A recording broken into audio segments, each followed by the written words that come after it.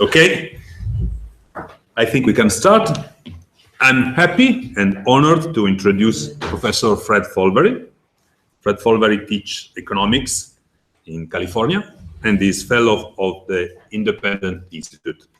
In his book, Public Goods and Private Communities, that the IBL translated in Italian, Beni, pubblici e comunità private, he applied the theory of public goods and industrial organizations to refute the concept of market failure and to show how different kinds of private communities can rent a lot of services in a private way.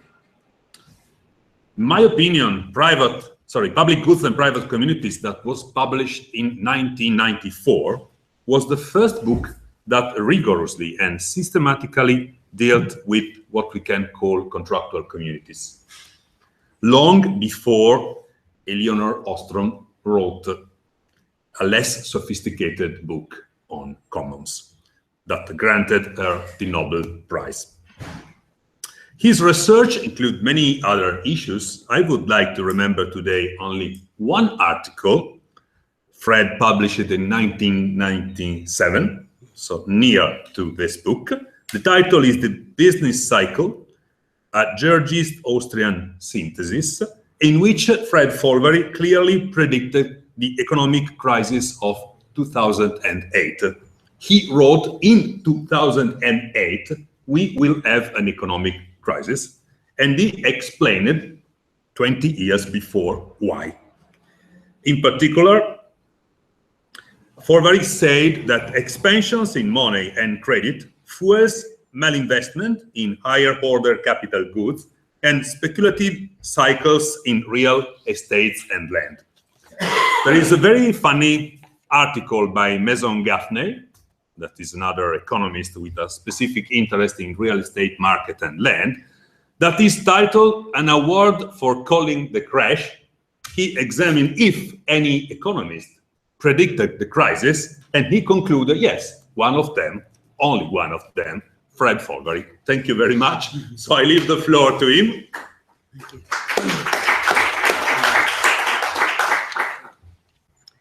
Good morning, buongiorno.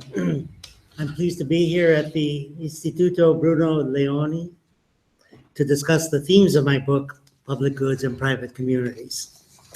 And I would like to ask you that if I say any word that you don't understand, you may please ask me to clarify.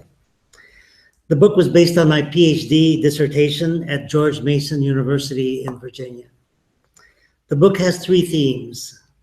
First, I refute the prevailing doctrine of market failure for public goods. Second, I analyze a theory of market success in the provision of collective goods based on the land rent created by those goods. Third, I present empirical case studies of the provision of collective goods by private communities. I want to first clarify the meaning of the word public goods. The word goods includes services. Sometimes we say goods and services, and sometimes just goods for short. A good is an item that impacts a person. Goods can be divided into those that are rival and those that are non-rival. With rival goods, the use by one person does not reduce the use by others, such as with food. No, with rival goods, the use by one person does reduce the use by others, such as with food. Economists use the label private goods for individually used or rival goods. With non-rival goods, the use by one more person does not reduce the use by others. So an example is the lighting in this room. Right? So collective goods are non-rival. Another division of goods is whether they are excludable. A good is excludable if it is physically impossible to exclude a person. Otherwise, it's non-excludable. Gravity is non-excludable on Earth. Very few goods provided by government are non-excludable. Goods that are both non-rival and excludable are called club goods. A club in economics is an organization that provides goods mostly to its members. The meaning of public goods is ambiguous in the literature. Most economists and texts define a public good as one which is both non-rival and non-excludable. But economists and textbooks also have a concept of local public goods, and local goods are excludable. Some collective goods are excludable from a global perspective, but non-excludable from a local perspective. An example is fireworks, a fireworks show that can be seen anywhere in the city. That's a non-excludable locally. So I will use the term collective goods for those which are non-rival, whether excludable or non-excludable. Most economists and the economics literature believe in the doctrine of market failure in the provision of collective goods. I will not call it a theory of market failure because to me, theories are true explanations of reality. The alleged reason for the market failure is the existence of free riders. A person is a free rider if he benefits from a collective good without paying his share of the cost, and is not an invited guest of someone who is paying that price. So the story is that because of free riders, an entrepreneur may be unable to provide the collective good, since he's unable to collect payment from all those who benefit, even when the people would willingly pay for the good, if otherwise they would not obtain it. Therefore, according to this doctrine, the market fails because it does not provide the goods that people want and would pay for. Such market failure is distinct from a particular entrepreneurial failure. Market failure is systemic, economy-wide, right? It's a general failure.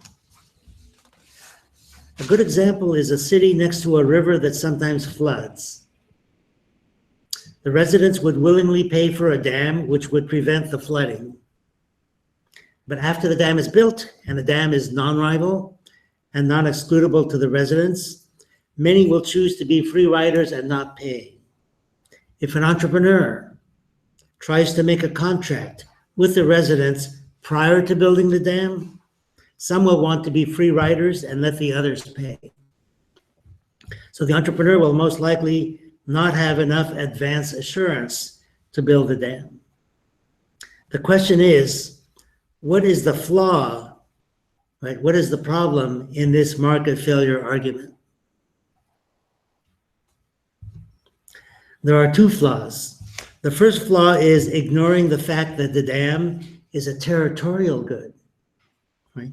A territorial good impacts a particular location.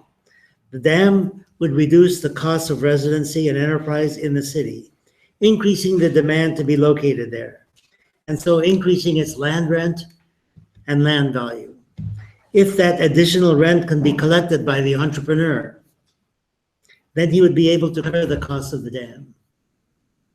The dam is worth building if the addition to rent is greater than the cost. The optimal dam size is that for which the marginal cost of a greater dam equals the marginal rent generated by the addition to the dam. Now, how could the entrepreneur collect the rent? The second flaw in the market failure doctrine is in overlooking the possibility of contractual communities. Contractual communities are voluntary associations. Human societies have always lived in organized communities. Today, there are contractual communities of various types: condominiums, residential or homeowners associations, cooperatives, land trusts, and proprietary communities, that is, communities owned by landlords or companies, including apartments, hotels, office buildings, shopping centers, and marinas. There are private gated communities throughout the world. Two examples of gated communities in Italy are Olgiata near Rome and the village of Roccamare in Castiglione della Pescaia, Tuscany. But most private communities are not gated. And if not crowded out by government, even lower income people would be able to organize them. In a pure free market economy, people would be organized in confederations of contractual communities. The entrepreneur would only need to contact the council that represents the neighborhood councils of the city, the higher level council. If the social benefit of the dam is greater than the cost, the dam is built, paid for by the rent it generates. Thus is market failure refuted. The ultimate choice in policy is not market versus government. It is imposed government versus voluntary governance. In chapter 7 of my book, I also discuss non-territorial goods and sympathy. Adam Smith proposed two basic human motivations. One, expressed in The Wealth of Nations, is self-interest. The other, expressed in the Theory of Moral Sentiments, is sympathy. Smith meant a fellow feeling or benevolence.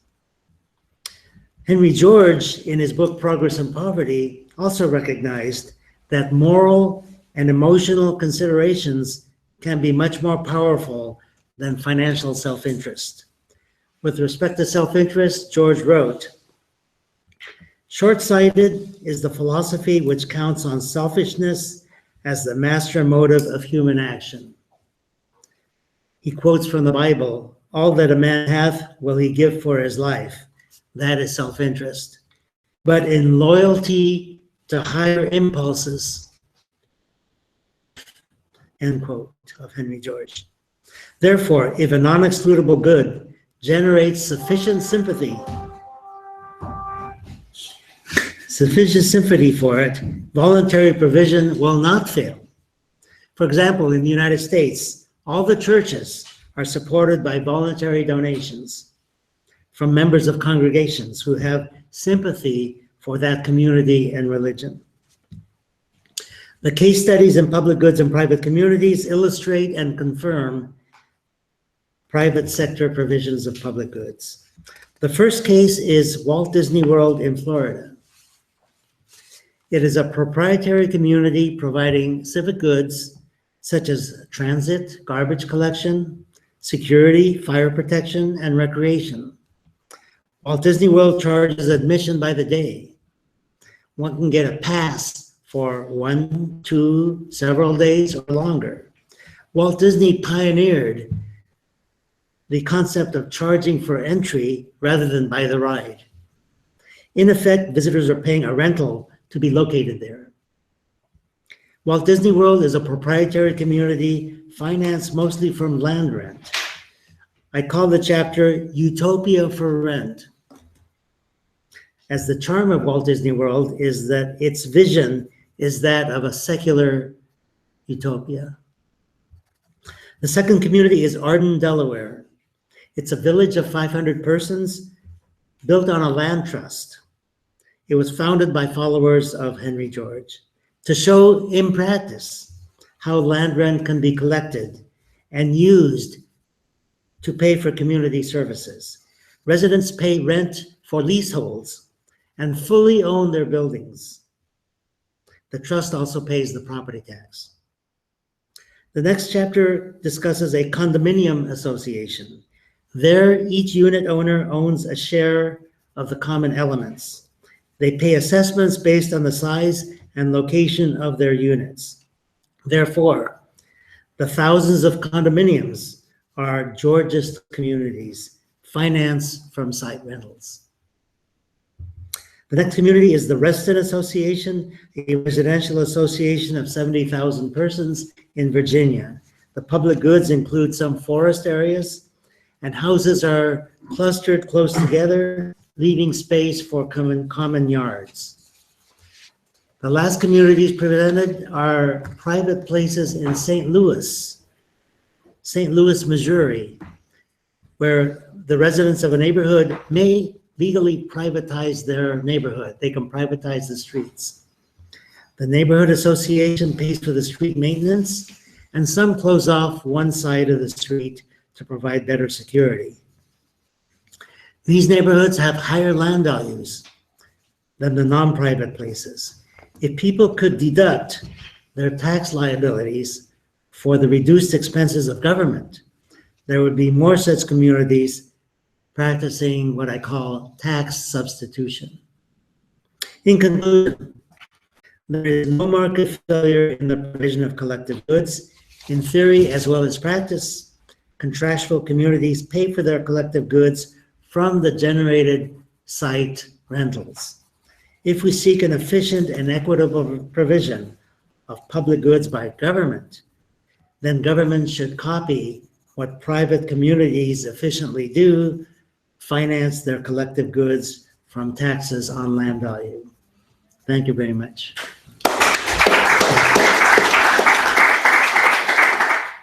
Thank you very much, Fred. Two minimal comments, and then I leave the floor to Eugenio Somaini.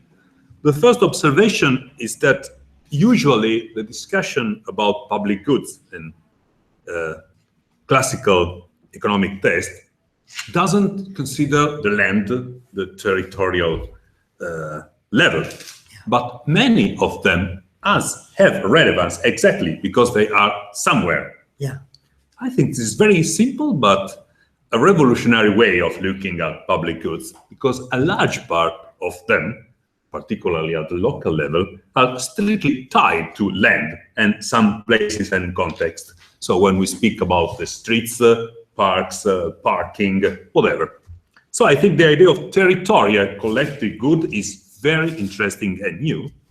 And the second comment is that the idea of contractual communities is able to shed new light to many phenomena. With contractual communities, we can identify a community that is a group of people which share some interest in a certain place and accept voluntarily some rules regarding the organization of their life. For instance, we can distinguish between three different kinds of contractual communities that I think we can call freehold contractual communities, leasehold contractual communities, and commonhold contractual communities. In the case of freehold contractual communities, the idea is that everyone is the owner of, for instance, his apartment, and all of them are co-owners of the public spaces. In this case, we have condominiums or co-housing or homeowner associations and so on.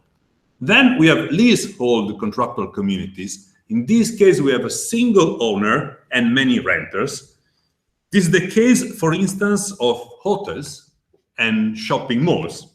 I think that to reflect on hotels as a particular kind of contractual communities is an incredible new way of looking at them. And then we have commonhold contractual communities, that is situation in which all the people in the group are co-owners of something. For instance, residential cooperatives, like in New York, or what Elinor Ostrom calls commons, that are places that are co-owned. So I think this idea of contractual community is able to shed new light on many phenomena. For instance, shopping malls that are a typical case of leasehold contractual communities. We are told that the success of shopping malls depends from the fact that people don't know what to do in the weekend. But the real reason is that they rediscover a very successful form of organization. One single owner, many renters. When the single owner don't try to have profit immediately by selling everything, but try to manage in a good way in the long run the place in order to have high rent from the renters. The shopping mall rediscovered this way of organizing life that was typical of some European cities like London. A large part of London in the past was transformed exactly according to this model. During the 20th century, was not recognized by many legislation, and sometimes public legislation explicitly fighted against this kind of organization, both in Italy and in Great Britain. So I think that the idea of territorial collective good and the idea of contractual communities are very interesting and fresh concepts that can help to reconsider many phenomena that we usually discuss in different perspectives. So thank you very much to Fred, and I leave the floor to Eugenio. Sure. I'm a sort of outsider because I'm not a specialist of this subject. I find the subject very interesting, very stimulating, and I raised some questions that came to my mind listening to you, which the community must have a sort of decision center. Who decides? I think that in a way, when there is an entrepreneur, the solution of the problem is relatively simple. He decides what kind of communal service offer, and the people agree by joining, renting, whatever, adhering to think. If you have a really collective body to decide, the thing is more complex because there are collective failures. A species of private failures are those of the decisive process, the limit of voting criteria, etc. And so probably the advantages and the disadvantages depend very much from the specific issue. What is at stake? When the community is spatial, I think the options, there are many, but are limited because the space is given. So, when there are more open, more varied things like evangelization, moral, then even there you need a sort of authority, which is a text, a pope, or a religious authority. So one side, I think, an interesting side of your point is let it call the political aspect of it. Who decides? Who makes the proposal? And what I wonder, I simply problem that were raised by the issue that it seems clear to me that centralizing the decision simplifies very much the question, and even because the dictator, let's call it way, can be very sensibly reactive to the demand of the people. The benevolent dictator, in certain cases, is a clear possibility. Yeah. The Pope is supposed to be a sort of benevolent dictator, and at least perhaps not the same for those of other religions. And anyway, I think this aspect, let's call it political, so it is a relevant one, and I think it should add something to the analysis of the specific case. So I think that your more economic analysis should be complemented by one more sociological or political. Then another question came to my mind. Time change, things change with time, and the reason for the community might diminish or disappear. And so who's taking the consequences? Who's the residual person to incur the losses of final failure? A great success can end in a failure. Yeah. And then the other thing I want to say, because I hope that the discussion will continue, that state failure, state activity is a great amount of failure, but state is a tremendous success, because in spite of all those failures, managed to expand itself. And it sounds a bit like a joke, but why? We react to state failures by asking for more state failure, making a tremendous success with this sort of tendency to collectivization, which is spontaneous. So the final thing, the community is located in a milieu, in an environment in which there are other institutions.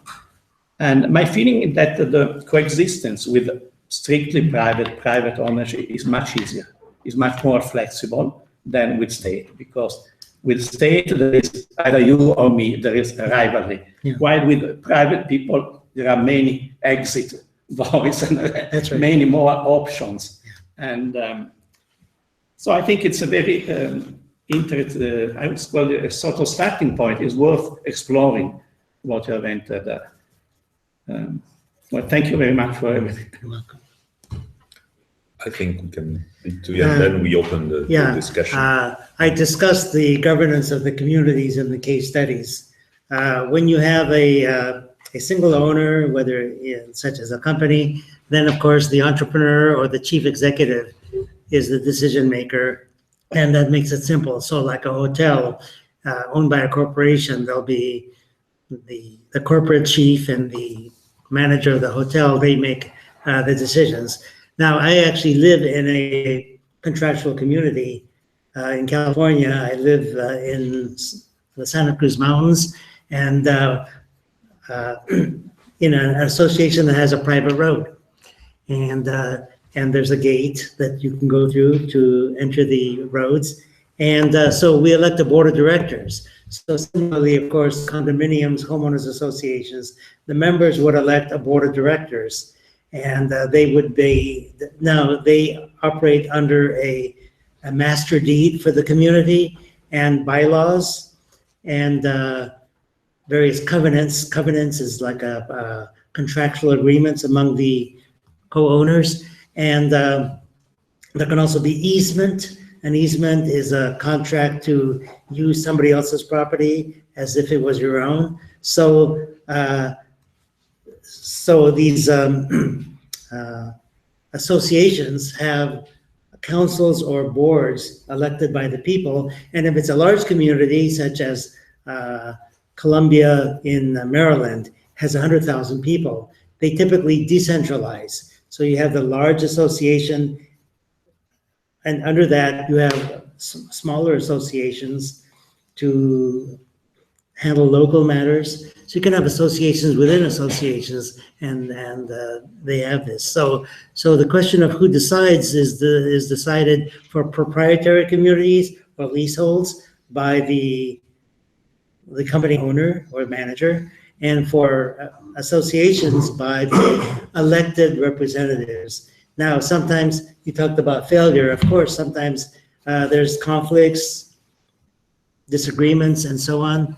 In the community that I live in, when we have both, we have a board of directors that has their own meetings, but once a year we have an association meeting, which all the members come, and we're small enough. We have about 30 households. So we're small enough so we can have a personal meeting, and some major issues are decided by vote there also. So either by direct democracy or by delegated representative democracy. These things are done. Now, you talked about failure. You should not confuse market failure with entrepreneurial failure. An entrepreneur can fail, a manager can fail. These are the failures of the individual enterprise. Maybe they didn't correctly anticipate demand, or they made some mistake. But market failure is systemic throughout the economy. A general failure to provide collective goods, for example, or externality problems of external effects. So I can see why there would be a failure, but you need a explanation of why there would be systemic market failure, that is economy-wide failure. It's right, it's correct that individual owner or individual decision maker can more easily change the land use than collective ownership. And that's a point made by Spencer McCallum also in his books. However, where I live, we would not want a single owner to own the roads and for us to have leaseholds, because owning the property, having title to the property, gives us more control, right? Because if you have a landlord and tenant, there's a lease agreement which limits what the tenant can do, and you don't have security of tenure and so on. So I think there's advantages in having an association, even though it makes decision making a little more complex. And it is harder to change the land use. For example, a typical condominium association, at least in the United States, to completely dissolve the condominium and have a completely different land use requires the unanimous consent of everybody. But then that can be protection, because you know that you invest in your property, you're not going to be forced to move because of majority rule. The state exists, and you can say it has successes. It does build roads and things, but it's a comparative analysis, state versus private, and so you have to compare one with the other.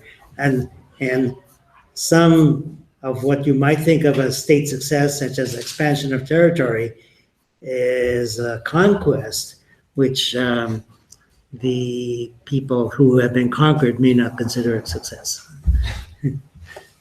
Thank you. Thank you. Any question or comment? And for this reason, so you divided very clearly the market failure from the individual failure of entrepreneurship. And maybe this is why it's so important to check the internal governance of the organization, and how to deal with this analysis of the governance. I mean, there are, of course, laws that say you have to have a statute or something, yeah. But what is written down is important to make difference in the organization. So, how do you recommend to deal with this analysis of the governance? If you take an example, like a case of an organization, how to what kind of differences are most important to see the dynamic. You're asking about the governance of communities. If you have any suggestions for communities. The way I envision it is that the foundation is neighborhood communities, contractual organizations like my road association, or a homeowners association, or a condominium, or it could be a leasehold, with a landlord and tenants. You start with this local community, and a group of 20 or 30 of them will then form a higher level association, because there are collective goods with greater scope, like a major highway or something. And so around 20 or 30, I would guess, associations form this second level association. And those then join together for the next higher level association. So ultimately you have the equivalent of an Italian province and region, and then the regional councils elect the national council. So you have a bottom-up, multi-level voting, and each vote is a small group. We're having elections in the United States, and of course coming up in Italy also. The system that we have now in government is based on mass democracy. Mass democracy is a term that Max Weber had analyzed, where you have thousands or millions of people voting for candidates they don't know personally and cannot know, and therefore you need the mass media to spread the messages, and political parties. And so that's inherently corrupting because that requires money. It either comes from the state, or in the United States, most of the campaign money comes from special interests. So everybody's aware of the problem of the corrupting influence of money in politics. But the way they deal with it is restrictions on how much you can finance a campaign, who can finance, but they get around it, because the politicians need the money. So this is a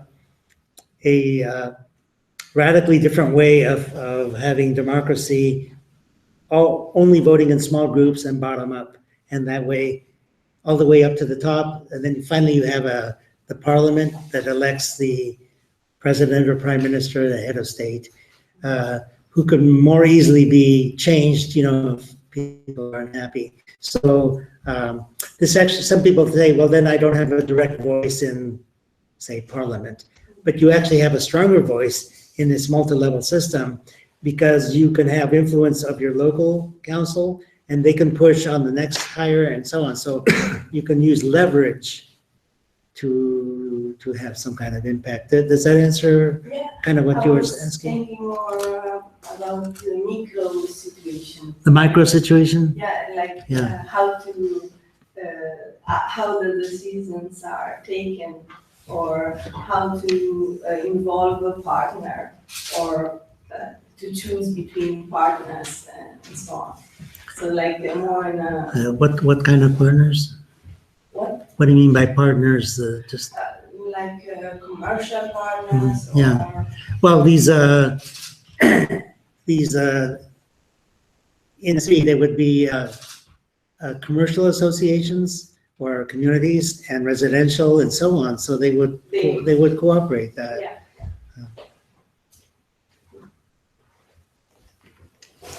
Other questions or comments? May I make another question? I imagine that in different cases, are there any restrictions on memberships of communities and restrictions on the possibility of leaving the community and maybe selling? Yeah. I mean, somebody... in a condominium association where you own a unit and a share of the common elements, you can sell your unit to anybody. There's no restriction. In a housing co-op, at least the way it is in New York City that I'm familiar with, a new member has to be approved by the board of directors.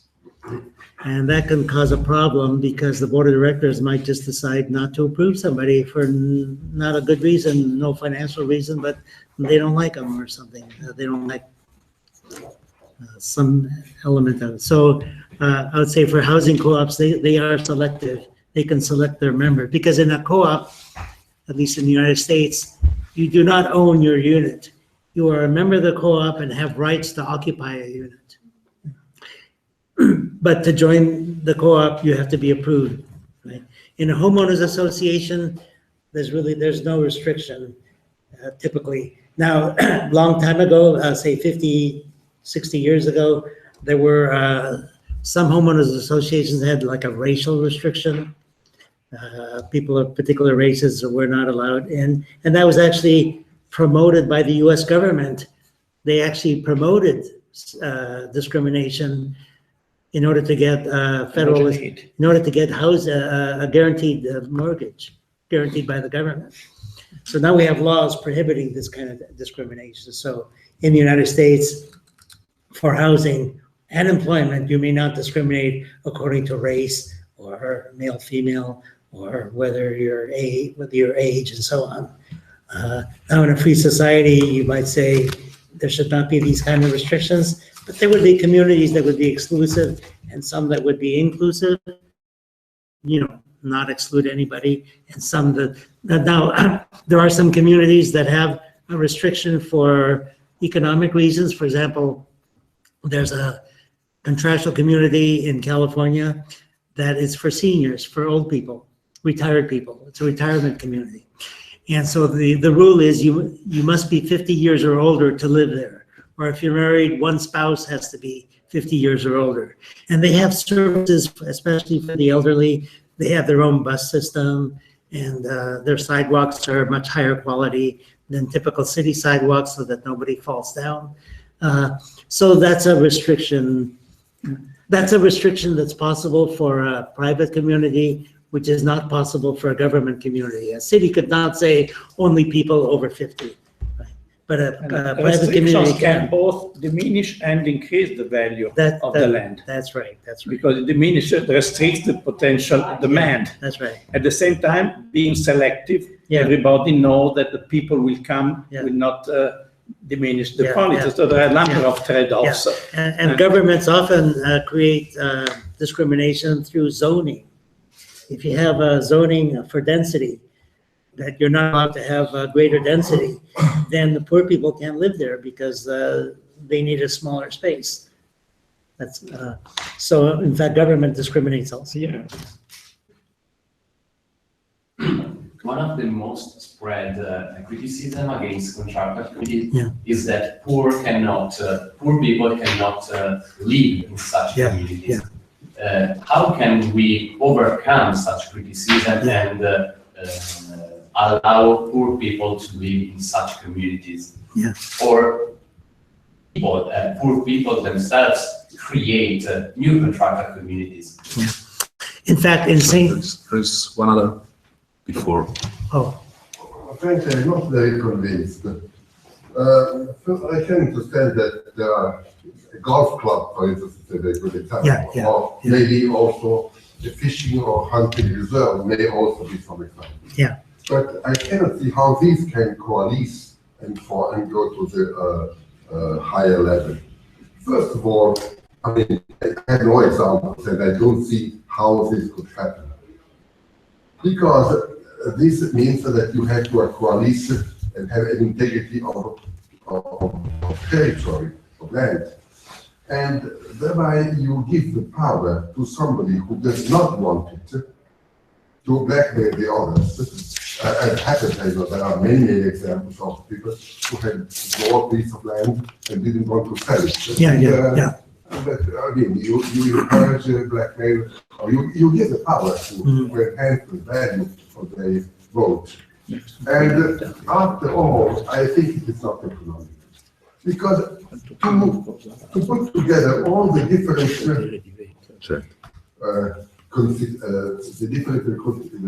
interests of the individual, I mean, you have to have different layers of. You mentioned laws of regulation, and this, in my opinion, is not economic. It's not possible to have a single law for everyone. I think it's extremely complicated because of compliance to the different levels becomes so difficult that in that case it's much more simple to have a rule for everybody and simpler. Well, in Europe, you have the concept of subsidiarity, where goods should be provided at the lowest level of government where it's efficient. But where it's not efficient to have it at a local level, you do it at a higher level. So in this multi-level structure, I think you said that this would not be economical. If there's a public good that requires a large area, then that's the level in which would be provided. So I don't see why that would not be economically. But now, as to the more political issue of how can you assemble a bunch of communities to have a greater association? Of course, the United States did exactly that when it got independent from Great Britain. You had 13 separate states. They were sovereign states. And they decided to have a common constitution. They had a confederation at first with the Articles of Confederation. And then they said, we need something better, stronger. So they met and they created the Constitution. The representatives from all 13 states met, and they say, we will unite into a federation. So, and these were many different interests. You had the southern states were quite different from the northern states, but they all decided, and then it was ratified by the states. So that's an example of of people agreeing to form a higher level association. The United States became a federation of states. Now, on a local level, it's not clear why it couldn't be done. There are examples of organizations that actually do this. For example, labor unions. You have the local union in a particular company, and these local unions elect a state level. They send representatives to the state level organization for the labor union, and the states then send representatives to the national council of the labor union. So in fact, there are organizations that do exactly this kind of thing. You might say there'd be more serious problems if you had geographical communities integrating, but if some didn't want to join the higher level association, they wouldn't. Most of them would want to join because they obtain the benefits of the higher level association. Benefits which would not necessarily be obtained by those who don't want to be part of the association. As a good example of, I think what the problem you referred to is holdouts, people who refuse to join or refuse to give up their land in order to have some project. But a good counterexample is Walt Disney World in Florida. The Disney company wanted to create this theme park, Walt Disney World, and they wanted to be much bigger than the Disneyland in California that they already had. They assembled 90% of the land voluntarily without eminent domain, right? The concept of government forcing people to sell land for some project, we call that eminent domain. But Disney did it without that. They formed dummy corporations. They didn't tell the landowners, we're Walt Disney and we want to buy your land. No, they formed corporations and they offered to buy the land, and 90% of them sold their land voluntarily, which was sufficient to create the Walt Disney World. There are individual properties that were not sold, but they don't get in the way. Right? So the fact that a few people are holdouts doesn't necessarily prevent association and some benefit in the association. On the question regarding poor people. It all depends on how you consider subsidiarity. Yeah. Is it top down or bottom up?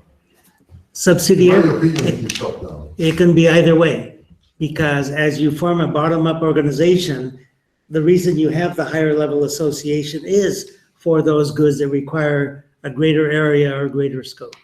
So if you want to build like a large freeway, right, you cannot do it on a local level because it serves many communities. So that would be done at a higher level. Those communities that don't want to be part of this system, they would not have access to it, or they would be charged more if they wanted access to, say, this highway. Not convinced. Now, Not convinced. oh, okay. As to the poor, yeah, that's a common objection, is that these private communities are only for the rich.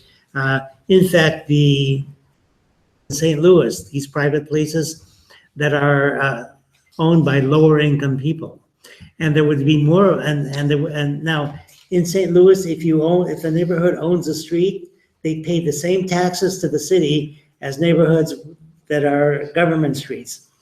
And so that's a disincentive. But if you could subtract from your tax liabilities the spending that you save the city doesn't have to spend for the streets because you have your own streets, then there would be no financial penalty for doing so. Similar to schools, like in the United States, there are private schools and government schools. You can send your child to a private school, but you still have to pay the same taxes as people that have their children in government schools. If you could have a tax credit for the tuition of a private school, right, save the government the money of educating that child, you would have a lot more private schools. So as to the poor, there are two ultimate answers. Well, there's two answers to the issue of the poor. One is that much poverty is created by government in the first place through its taxes and restrictions on enterprise and so on. So in a truly economy-wide free market, you would have, in my analysis, a lot less poverty.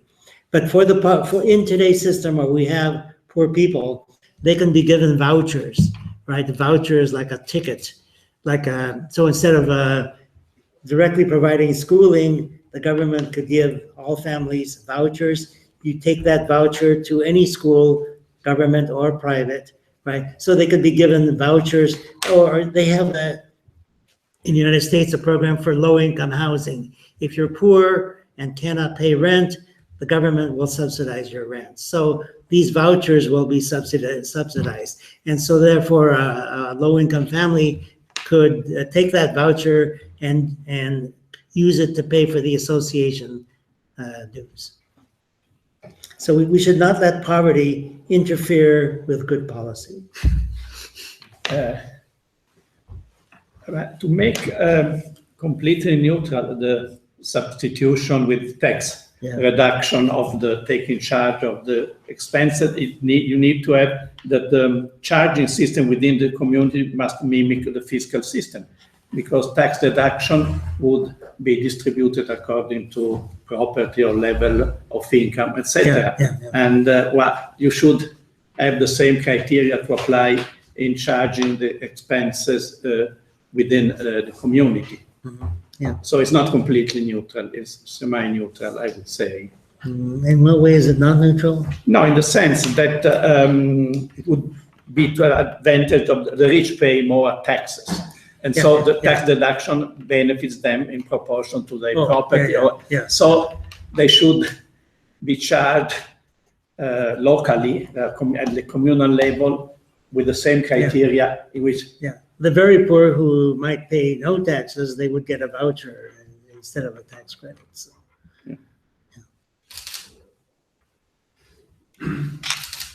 Other comments? I have a couple of other comments.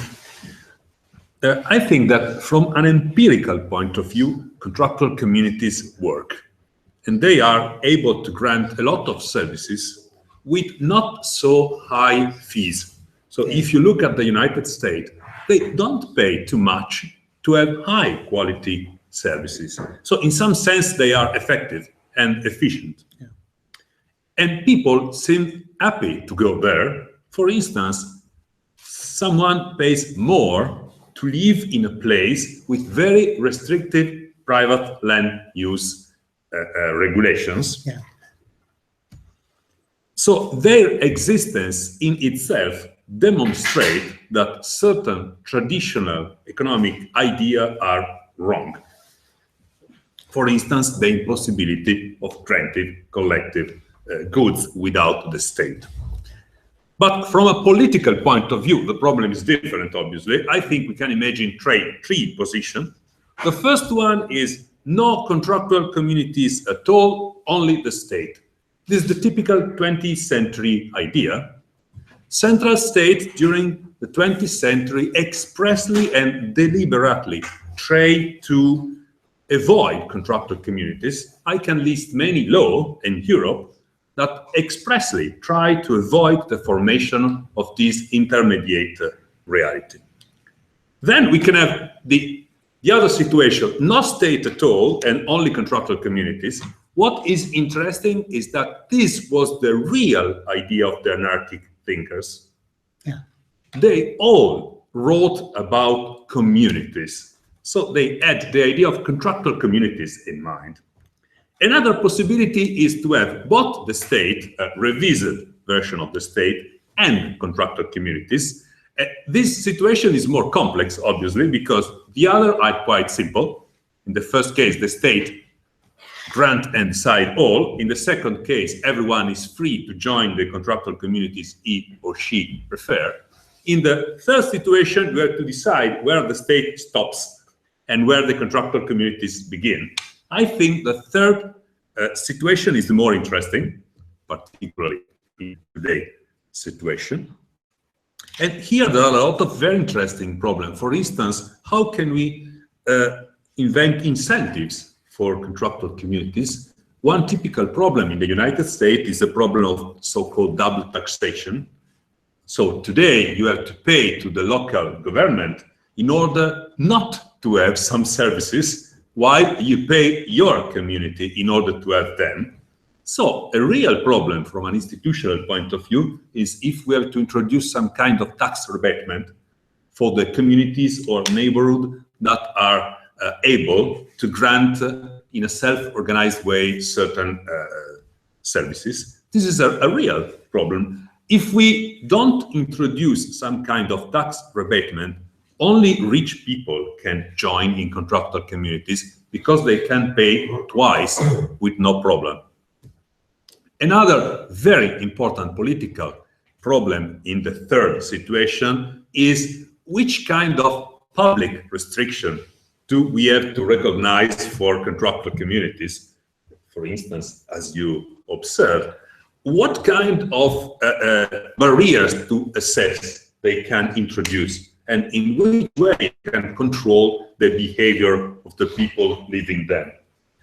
For instance, a typical case that is discussed in the United States is, are people living in a contractual community free to express their political idea? Yeah. So, for instance, we have political science with photo of Trump or Hillary in their garden, or can the community decide that we have to ban political sign in a certain place?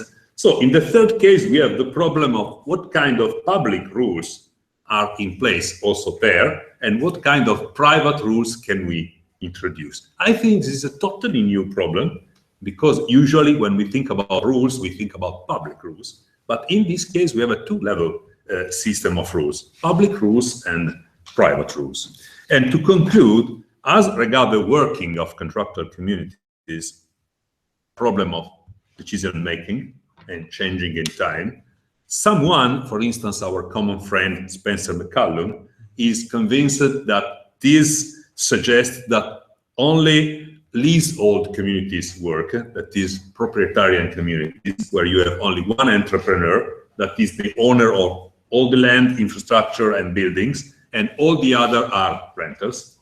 Someone else, I think Fred, is more neutral about this, so we can imagine very different kind of contractual communities that are emerging. What is interesting is that we have a sort of competition among different institutional private framework in this case. So we can also imagine an evolution of them according to totally new way of voting. For instance, in the United States, many of these contractual communities are exploring strange way of voting sometimes, and also of taxing. So I think we can also discover a totally new way of voting and taxes in collective situation. Anyway, I think the problem is a really important one, independent from our political perspective. I just want to add an example that probably not very well known also here among us.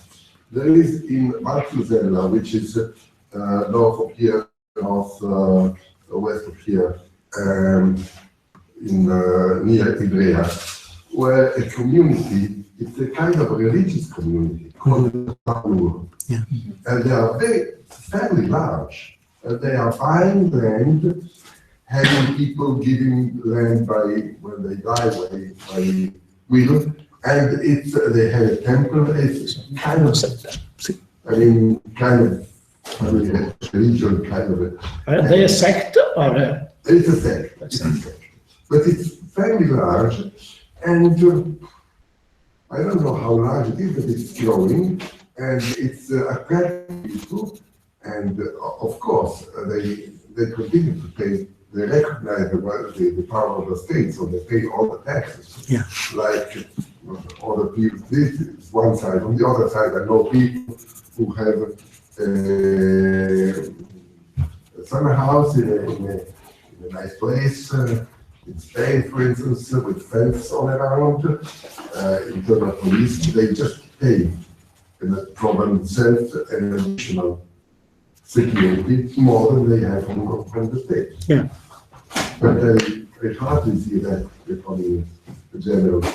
Yeah, the situation now for middle income people is that they have to pay twice for the public goods of government. They are double billed. They have to pay twice.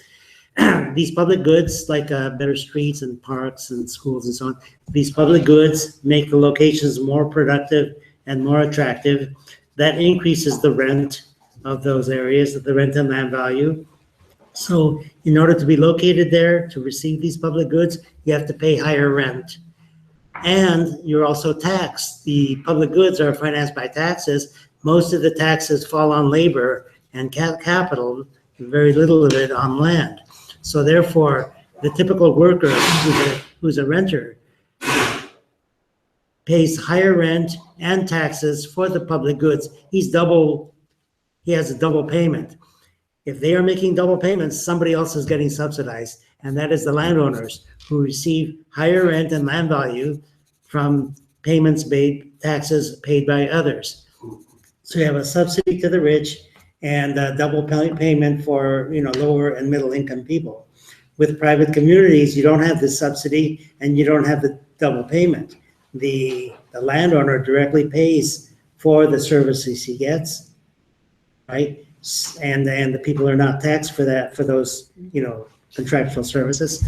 So there's no double billing and there's no subsidy of a landowner.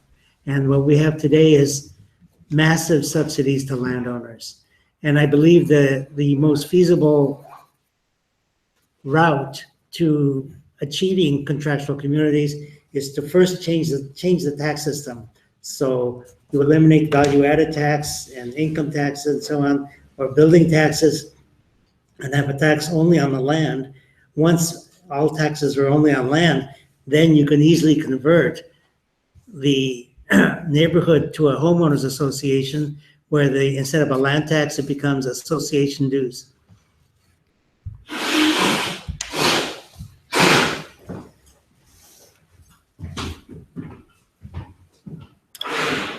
Any other observation? I think a very interesting challenge for the future is if contractual community are able also to grant services like electricity, drinking water, and so on. Yes, that's right. Till now, they are producing typical territorial goods like parks, parking. But I think that the real challenge is if we are able to produce locally also energy and drinking water and so on. Yeah. And imagine an integrated system where everything is closed and produced locally. Because also for electricity and water, today, we believe we need a central big plant producing electricity or treating water. Then very, very long line.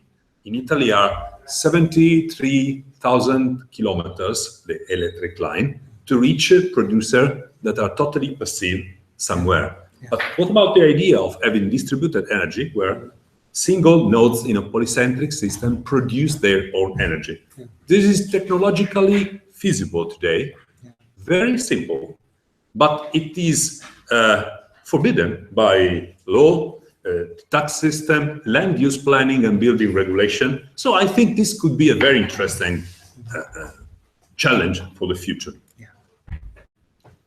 Okay, thank you very much to Fred.